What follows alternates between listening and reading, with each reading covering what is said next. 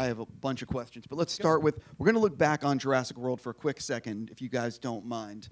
When you look back on the film, is there anything that you wish you could like have one more day in post and like tweak, or is it sort of like, I did the best I could with the time I had? No, I mean, definitely. I haven't seen it in its entirety since it came out. So I saw the ending there.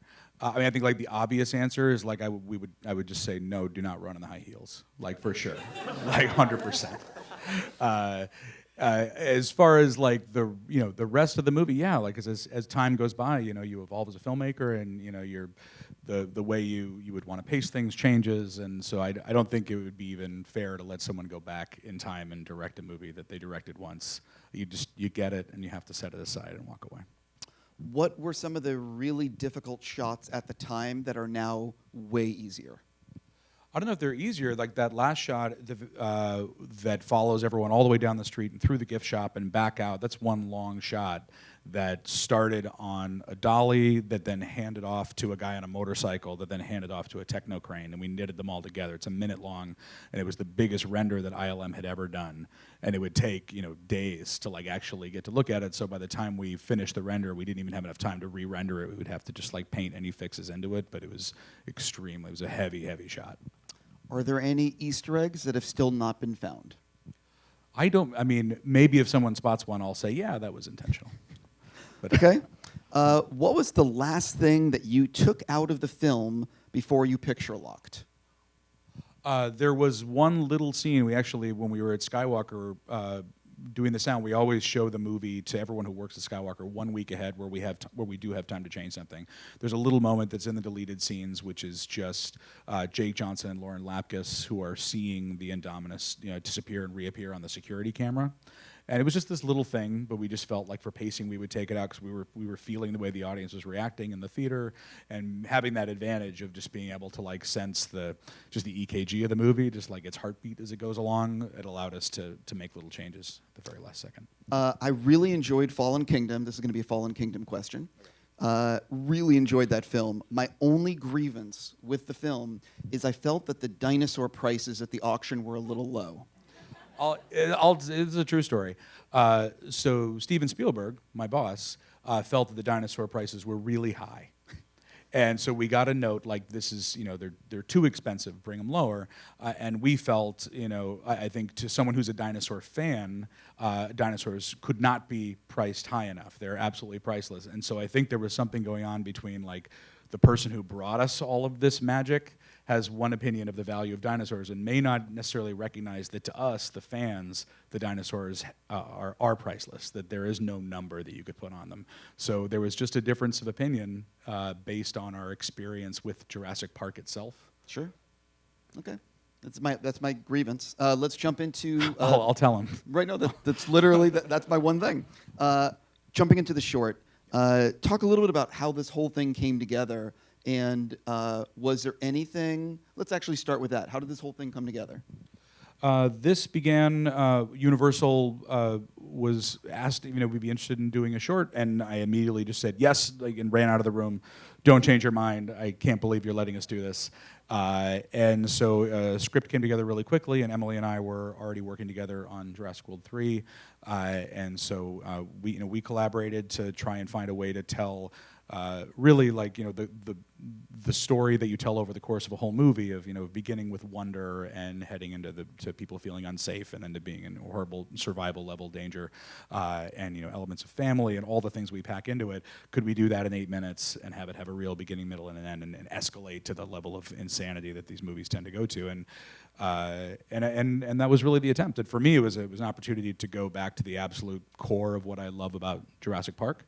And about the franchise in general. The movies that we make, they're for a massive global audience, and there's so many different people in the audience that have different needs from it, and then you need to please everybody. People love like really, really fast chases, and others like things that are slow and suspenseful like this. And so this was just one chance for me to do just here is just my dissertation on what I love about this franchise, in a single short. So I'm curious, you're busy writing the next feature. You get offered this thing. How quickly did you actually write this and then end up shooting it? I would say there's a high degree of sort of practice and rapidity and professionalism. We're already deep in the groove on 3. Colin has at this point made, like, he's getting really good at making this kind of movie. It was great to be there, and I don't think it didn't feel like we were strained or didn't feel like anyone was breaking a sweat. No, I mean, I guess internally we were, but we didn't let anyone see it. No, never.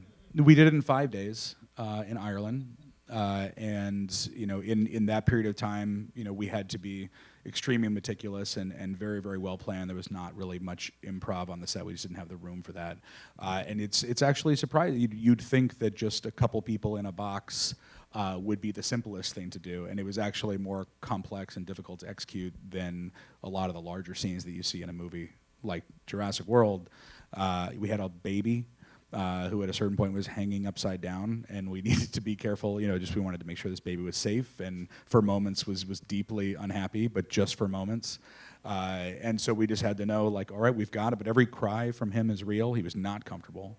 There were 2 of them, and so they were twins, and so neither one was ever comfortable. And it was. They were babies. Babies just cry. I mean, they just cry. It was perfectly safe. They cry all the time. That's just a normal. It's a normal thing. Yes. I wanted to alter the headline. Tomorrow is not going to be pleasant. No. Perfectly safe. But I am curious, in the writing process for putting this thing together, did you always zero in on this storyline? Were you like brainstorming all these other ideas and you know what I mean? Straight line from like conception to execution. To me, it felt like the most organic next step in the process. If these animals were all let out into the forest, the first people are going to run into are people who are camping. And so let's find a way to have a real family, people who we care about, who we can understand right away, who are dealing with something that many of us have dealt with, and a new family that's coming together, and put them through this trial together. And I just got excited about being able to strip it down and not have to deal with all of the other elements of like, oh, it's a city or cops are coming or the army or anything. It's just human beings and animals and nature, and that fired me up. How did you actually keep this under wraps? Because you have to cast, and you can't really tell people what you're casting. And there's so many parts of this puzzle that could easily have gotten out at some point. How did it all stay secret? Well, everyone at Jurassic Outpost who's here knows I know you guys had it figured out. I just want you to. We have a great fan site, and they know everything, and they knew about this too. But they were really cool about it, so thank you. But no, yeah. In general, we were in Ireland. It was January. We went to Abbey Road, and you happened to be in London, and got to see that, which was really cool. And everybody was just really down with finding a way to make sure that this was an actual surprise, and that in this moment you never get surprises anymore. You never just get to wake up and you're always sold something. It's always kind of shoved down your throat for weeks and weeks, and then finally you see it. And here was this opportunity to just have something you had no idea what you were going to watch, and you got to experience from start to finish. We didn't ruin any of it. I'll never get to do that with the movies, and so it was a gift for me. I loved being able to do that. I believe that Mattel put out the toys. They did. Yeah, they showed our hand. Right, exactly. Yeah. So when it started shipping, were you like, this is how it's going to get out, is the toys? That's always how it is. It's always, the toys come first, and in the end, I just feel like that's just the way the internet works now. If you want to go out and you want to get information about something, that information is there for you. If you decide you want to wait and be surprised and have an experience, you can make that choice too. I think it's all very democratic now. I'm very curious how you and Amie hooked up to do the score.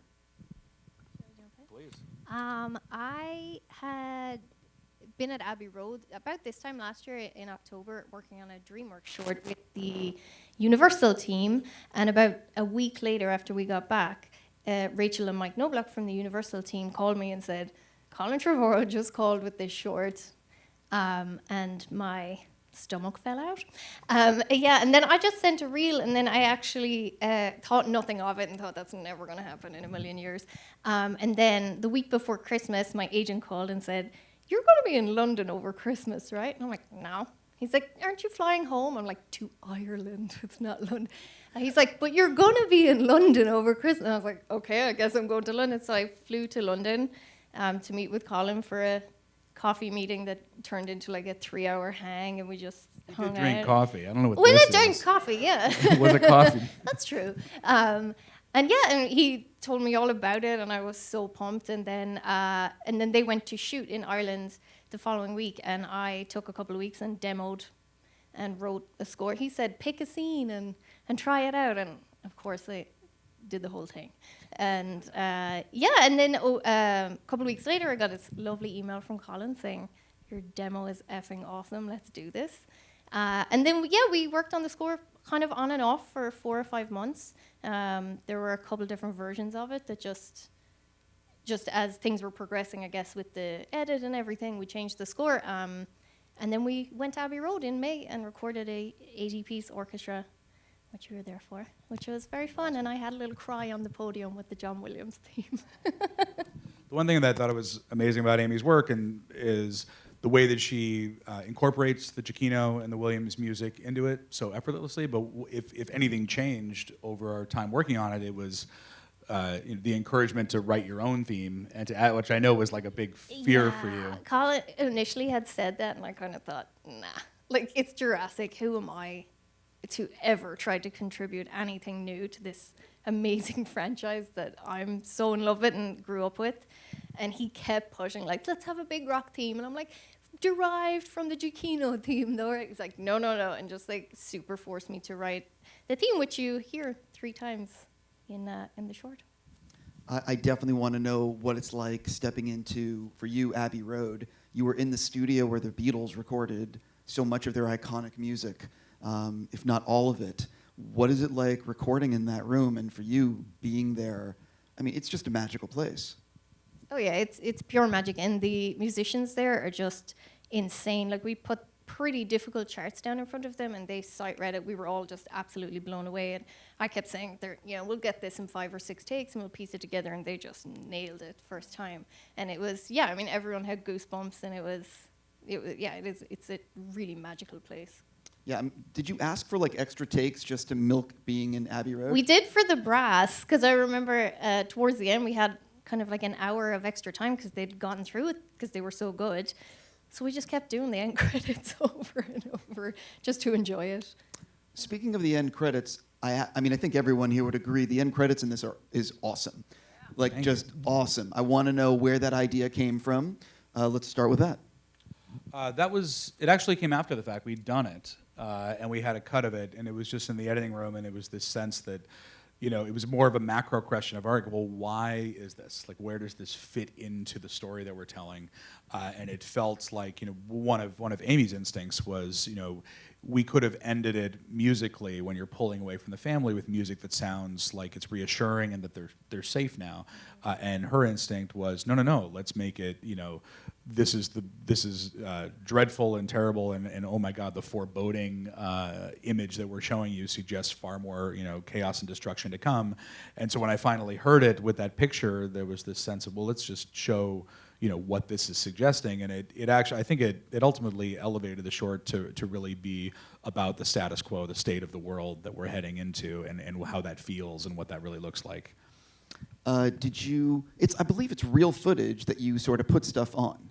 Yeah, I couldn't go back and shoot anything, so we just went on YouTube, and I made a list of all the things that I wanted to see, and we got these clips off of YouTube and bought them from that's just a little girl who was running from ducks, and her mom was shooting it, and so we bought it from the family, and we replaced it with compies, and the car crash is like some guy really got in a car crash, and now if he goes online, he can see that there was a dinosaur in the middle of it, and each one of them, this couple that was getting married. I think it was from a Russian wedding, and what we don't know, like all of these people, were compensated for it. I don't know if they've seen it or how they feel about it. That girl could be 20 now. We don't even know, but they'll always have this, which I think is fun. I'm just going to ask as a fan, is there any thought to doing any more of those sort of bits that you did at the end credits in any way, or is it? There is, yeah. We'll find ways to integrate those into the proceedings as we move forward. That's all I can tell you. Right, I understand. So I am curious. So you have the idea for the short. This is obviously a hugely important franchise to Universal. what was it like sort of telling them what you wanted to do, and what was the feedback from the studio? You know what I mean? Like, how was that dynamic? The studio's always been very supportive with us, and I think they recognize that ours is not a franchise that has this, I love Marvel films, and yet they have this great advantage of having these amazing stories that have been told, for 50 years, and, these comic books, these mythological foundations that they're able to build on. We're just making this stuff up as we go along, which is a tightrope walk, and I think the odds of getting it right or wrong are that much greater. And so the fact that the studios had so much faith in us to follow our own instincts and figure out, which way we feel like the story is naturally going, like, constantly shocks me. That we're just like a bunch of kids who really want to see, dinosaur movies, and we get to make them, and then they just give us the toys. And I can't believe it. Your short is one of the rare things that seems to be universally praised online. It's really hard to do in this day and age. So you obviously I'm sure you were nervous as F when this thing was getting ready to premiere. What has it been like for the three of you watching this great reception? Awesome. I definitely was watching with, I was excited but terribly nervous that I was just going to be eviscerated online, because it's, one of the most iconic scores of all time is Jurassic Park, and anyone who dares to touch it better watch out. I was definitely prepped for some awful tweets, but they didn't come. So it's been so fun to watch it all week and hear some of you guys, your thoughts, and people pulling the score apart, and it's been awesome. Thank you.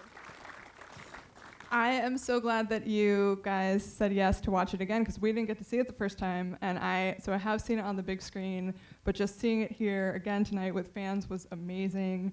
I really like, I'm hearing on the internet people are like watching it like a lot.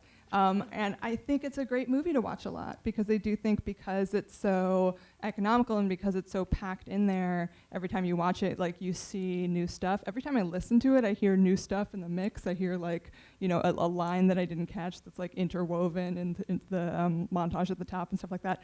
So thank you. Thank you for saying yes, that you wanted to see it again.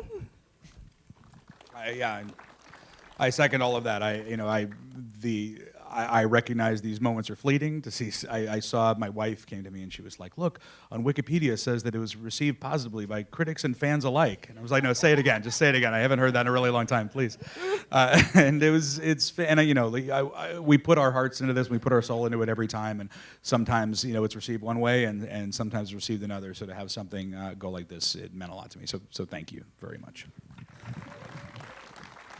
If I'm not mistaken, you had some practical stuff on set. Can you talk a little bit about the balancing in this day and age of practical and CGI, and what you see as the benefits of both?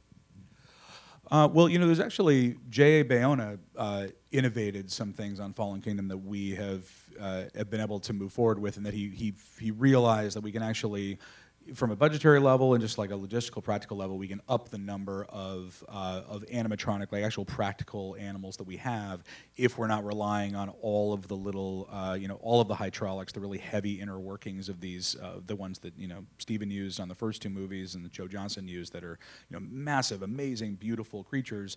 Our movies, because we have been animating them, and they move like they're a bit more lithe and they move quicker, to be able to have a lighter animal that doesn't have all the machinery inside, that can be more puppeteered. Blue in the second movie was a puppet with like eight different puppeteers below it. There weren't a lot of actual moving gears within her, and it creates a different kind of life. This one, it was the guys from Legacy, who, it's Stan Winston's group, and who continue to do work for us. They did the Apatosaurus in the first movie, and they made something that, the jaw articulated, and it was photoreal, and the eyes worked, but it was light, and it moves really fast once it gets into basically everything, once you get inside of that box, is the animatronic. And it was just amazing. First of all, I was able to light it a lot darker than I probably would have a movie. You know, the movies, you know, tend to be a little bit brighter and more vibrant, and we made like a really moody, dark thing, which I was excited to do. And we were able to, you know, mask the animatronic enough that, you know, it feels, you know, really scary and really real. And there's just something so, you know, the way that smoke falls off of it is so practical about it. Right now, for the next movie, we're working with John Nolan, who did all of the animatronics for The Dark Crystal. If you guys have seen that. And he's like the stuff that he's innovating is extremely exciting, you know, with small and large, and what he's doing with eyes, like a lot of stuff he learned from The Dark Crystal that he's applying to Jurassic Park, which is thrilling. You mentioned the next Jurassic. I heard rumors you're working on that as well. I'm going with the thing. I'm curious.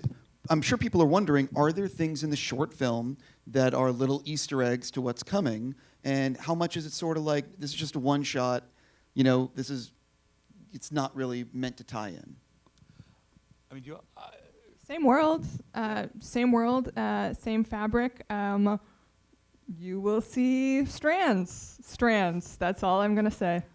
to me, yeah, it was kind of like a tonal answer to a question. I feel like a lot of people saw where we ended the last film, and the feeling is, oh, it's going to be like a dinosaur-human war, and they're going to have guns on them. They could go any number of directions.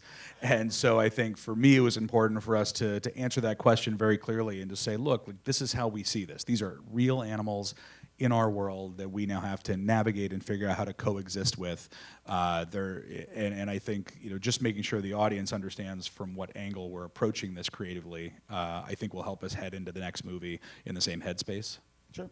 I'm always curious about the editing room because it's the final rewrite. Talk a little bit about, you get in the editing room, you have all the footage. How did it change in the editing room? Was it going to be originally shorter? Was it going to be a little longer? And a music question, what is it like writing music for something that's constantly sort of changing, you know what I mean? And until you get the locked picture. Go ahead. Well, I think what I originally had demoed to was actually like sketchboards, or was that the right word? Mm-hmm. Of just like sketches of a dinosaur, and they wouldn't change for 8 seconds. So eventually when I started getting edits every couple of weeks, it was about changing tempos and just reworking the music to hit very specific shots on screen, which we obviously didn't have. But yeah, I guess as it went along, it didn't change too much. I feel it was kind of a lot of tightening up, but there was no reworking of scenes, like things swapping around in the structure or anything like that. So we had kind of the crux of the score there, and it was a case of just tightening it up over time. And we did previs for this, but we did it in VR, and so we actually shot live actors in a VR volume, where we had taped off, the set of what the camper was going to be, and so we were really able to see it even when the families at dinner. It was real actors actually like grabbing plates and playing off each other, so you felt the handheld, naturalistic vibe of the whole thing. And Jurassic Park is not a handheld franchise. Like, it's always, the camera is very heavy, and you use cranes and dollies, and it's very classical kind of filmmaking. And so I think this movie it's almost entirely handheld, and it has a kind of energy that we normally haven't applied to these movies. So a little bit of it was an experiment for me to see, like, if we change the cinematic language of the franchise, is that something that's going to jar people, or is not going to feel like they're Jurassic Park anymore? And it didn't have that. It made me really happy to see that it didn't have that result, that people are open to shaking it up a little bit. I'm already, I believe, getting the wrap-up sign. So how would you like to play? Can I open it to the audience? Can I continue? We can do a couple questions. You want to do a couple questions? Yeah. I want to make sure I'm not going to get killed by the people over there. I guess it's okay. We got a couple of minutes. Come on. So I guess we right there in the front. Yeah, hi. I want to be able to repeat the question, I think, so people can hear. I apologize. I'm going to take up as little time as I possibly can. It's not a question. This is a statement. Oh. But for 4 years, Mr. Trevorrow, I've been looking for you, to find you, to say on behalf of my family a big thank you for what you did. To just fill everybody in quickly, my niece was an extra in Jurassic World. And she had just found out she had been remission from cancer. And I don't know how you found out. She's just facing the crowd. She got wet by the mosasaur. You sent her autographed posters to sell to help pay for the astronomical bills. She was a college kid, so it was just struggling. And the only time I've ever, as a Jurassic fan, an autograph hound, and a poster collector, I was not disappointed to lose the auction that she was able to make a lot of money. So on behalf of my family, we love you, we thank you for what you did. Thank you. I remember that. Oh, that's so great to hear. Right. Yeah, she made it. The white shirt right there. So a lot of people, especially after Battle of Big Rock, really love seeing kind of the extended world beats outside of Owen and Claire, and seeing sort of how dinosaurs being released into the world is impacting everyone's lives, and showing just little outside bits. And so a lot of people are wondering if we are going to see more of that, possibly in something like, a live-action TV series, or sort of an anthology with independent stories and stuff like that, just to explore the world that is now changed by what happened in Fall. So, do you want to sum up for people that couldn't hear? Are there going to be any sort of anthologies or any more stories of outside of the main characters in the Jurassic World? Well, the third movie does have other new characters in it, and we get to really see how the world is being affected by all these changes. Someday in the future, I'm sort of, if the audience demands it, then we will provide. But right now we have an animated show, Camp Cretaceous, that's gonna be on Netflix. That's really, really cool. You guys are gonna love it. And the animation is so like you get that dinosaur stuff you need. Like the animation is that good. It feels really real. So hopefully that will satiate us all in between larger installments. I saw a hand. I want to say right there. Yeah. For Colin, nerdy question: are you gonna go back to shoot on film for the third one, and to the aspect ratio that you had in Jurassic World? And also, how was teaching yourself to Steven Spielberg? Was it like, oh my god, I'm gonna die, or were you like, That was a lot. Three questions. That's a lot of questions. Are you shooting on film? Yeah, we are shooting on film, 35 and 65 for sure. Okay. What was it? Yes, always did do. Did you shit We'll be the same. We're the same 2-to-1 aspect ratio. It's kind of my thing. And what was it like? Which has been picked up by a lot of people. It was Vittorio Storaro was the first one to do it, and now like pretty much most things, Game of Thrones, a lot of stuff on HBO and Netflix are all using 2-to-1. So I'm very proud. And also pitching to Spielberg. Did you shit? What happened? Yeah, I mean, it was, you just kind of, I think everyone has had experiences in their lives where you realize, like, all right, well, like, if I have to be the most myself I can possibly be for this person, because I know this person is looking into my soul. They're not listening to whatever bullshit I'm saying. They're judging me in the deepest possible ways as a human right now. And that's how I felt walking in there. And even, 4 or 5 years later, I don't look at it any other way. That's what was going on. He was looking into my soul. I want to look right over there. Sure. I have two kind of questions. Hold on, I want to record it though. One, will we ever find out what happens up north from Battle at Big Rock? Yeah. I love those kind of things where you don't ever find out what happened up north, but I just like suggesting a larger world. That you just realize something else is going on out there. Okay, and then my second question is, this is kind of for Emily and Colin. Will we see any older characters in the third film? Will we see any characters in the third Jurassic World? Older, meaning Like from 1 or 2 or even 3? Well, I would be honored to work with any of those actors again. I'm especially honored to work with. Were I given the chance, these three, because I am just as much of a fan as all of you. What is exciting for me is that I get to bring new actors into the franchise, and we've gotten to work with B.D. Wong and Jeff Goldblum. In this movie, I get to have absolutely one of my favorite actors in the world is going to be in this movie.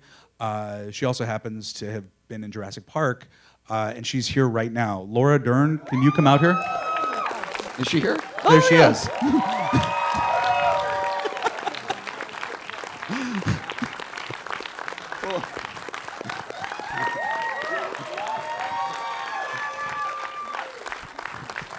So have a seat, or you can stand. Just be in the light. So Laura is returning in Jurassic World 3 in a major role, not a cameo. than the whole movie. Would you like to share anything else with this group? I'm so excited. I'm so excited to have you share this news and be here with all of you. Hi. I love dinosaurs. I love that you love them like we do. And if it's not asking too much, if I'm going to get to join this party again, I would hate to not bring my friends Sam Neill and Jeff Goldblum with me. Is that okay with you? Yeah, let's do it. All right, let's do it, guys. You heard it here first. So you were the first to hear this, that Sam Neill and Jeff Goldblum and Laura Dern are returning in major roles in Jurassic World 3.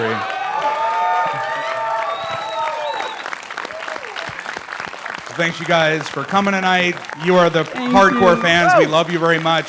Thank you. And we'll see you in a year and a half. See you soon, guys.